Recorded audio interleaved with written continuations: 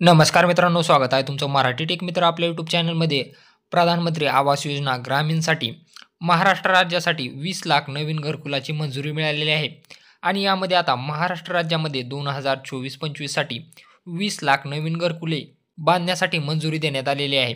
त्यामुळे आता प्रधानमंत्री आवास योजना ग्रामीण या अंतर्गत तुम्हालाही घरकुल योजनेमध्ये लाभ मिळू शकतो. यासाठी पात्रता काय असणार आहेत, याचे निकष काय असणार आहेत, याबद्दलची पूर्ण माहिती आपण या व्हिडिओमध्ये जाणून घेणार आहोत. तुम्ही पाहू शकता, शिवराज सिंग चौहान जे की भारताचे कृषी मंत्री तसेच ग्रामीण विकास मंत्री आहेत, त्यांनी महाराष्ट्र राज्याचे मुख्यमंत्री देवेंद्र फडणवीस यांना पाठवलेले हे नोट आहे किंवा पत्र आहे.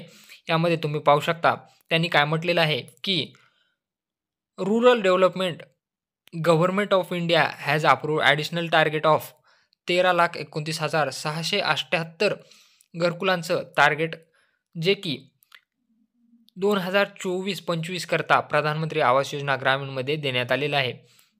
म्हणजे असे एकूण मिळून 19,66,767 घरकुलं 2024-25साठी देण्यात आलेले आहेत.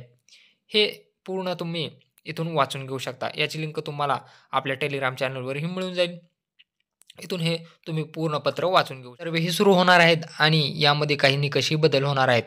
यापूर्वी प्रधानमंत्री आवास योजना ग्रामीणसाठी जर तुमच्याकडे टू व्हीलर असेल किंवा मोबाईल फोन असेल तर तुम्ही यासाठी पात्र नव्हता, परंतु आता या अटी काढून टाकण्यात आलेल्या आहेत.